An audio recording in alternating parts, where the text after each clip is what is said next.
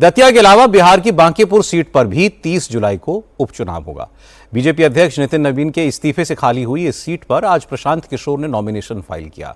आज ही बीजेपी के कैंडिडेट नीरज सिन्हा ने भी अपना पर्चा भरा। बांकीपुर सीट बीजेपी का गढ़ है। इस सीट पर बीजेपी की जीत महज एक औपचारिकता मानी जा रही थी, लेकिन उम्मीदवार बदलने और प्रशांत किशोर के यहां से चुनाव लड़ने के ऐलान ने बांकीपुर की लड़ाई को रोमांचक बना दिया है। आज नॉमिनेशन फाइल करने के बाद प्रशांत किशोर ने कहा कि कोई सीट किसी की बपौती नहीं होती, जनता फैसला करेगी कि कौन जीतेगा और बांकीपुर की जनता ने इस बार बीजेपी का अहंकार तोड़ने का मन बना लिया है। किसी पार्टी और नेता का गढ़ नहीं है, जनता मालिक है, जनता का गढ़ है। जनता को तय करना है कि ये किसका गढ़ होगा। ये जो बांकीपुर विधानसभा का उपचुनाव हो रहा है, ये उपचुनाव विधायक चुनने का चुनाव नहीं है, ये बिहार में नेतृत्व बदलने का चुनाव है। ये बिहार में बीजेपी के अहंकार पर अंकुश लगाने का चुनाव है। ये बिहार में चुने हुए प्रतिनिधियों को जवाबदेह बनाने का चुनाव है। बीजेपी कैंडिडेट नीरज सिन्हा ने भी नॉमिनेशन फाइल करने से पहले रोड शो करके अपनी ताकत दिखाई।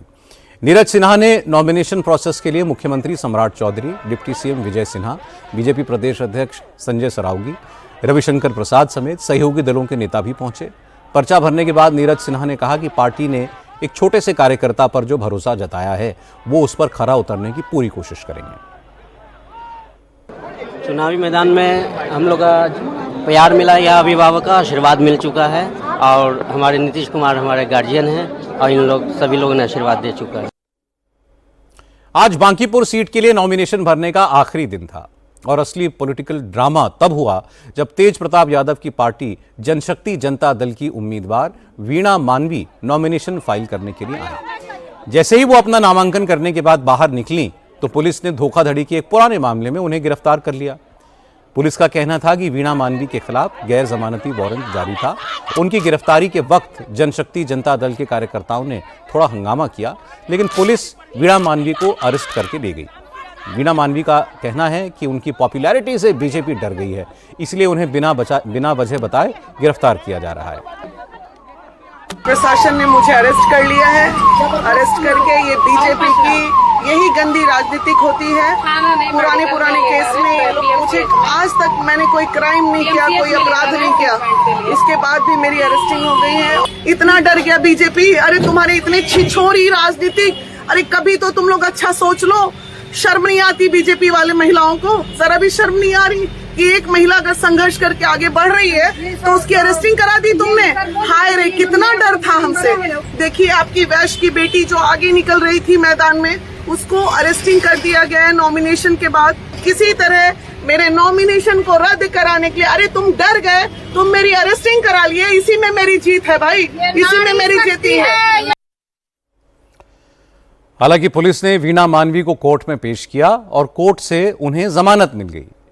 तेज प्रताप यादव ने कहा कि उनकी पार्टी की उम्मीदवार तो कई दिनों से कैंपेन कर रही थी। अगर वारंट था तो पुलिस वीणा मानवी को पहले भी अरेस्ट कर सकती थी। तेज प्रताप ने कहा कि पर्चा भरने के बाद उम्मीदवार की गिरफ्तारी से साफ है कि ये बीजेपी की साजिश है। कैंडिडेट हमारी वीणा मानवी जीतने वाली है, इसलिए षड्यंत्र रचा गया हमारे खिलाफ, इसीलिए। लेकिन उनको बेल मिल गया है, तो हमको भरोसा था न्यायपालिका पे और पूरी बिहार की जनता देख रही है किस तरीके से वो जीतने वाली कैंडिडेट है। बांकीपुर बिहार में बीजेपी की सबसे सेफ सीट मानी जाती है। 1995 से लगातार ये सीट बीजेपी के पास है। 1995 से 2005 तक नवीन प्रसाद किशोर सिन्हा इस सीट पर लगातार 3 बार जीते। इसके बाद बीजेपी अध्यक्ष नितिन नवीन ने लगातार 4 चुनाव यहां से जीते।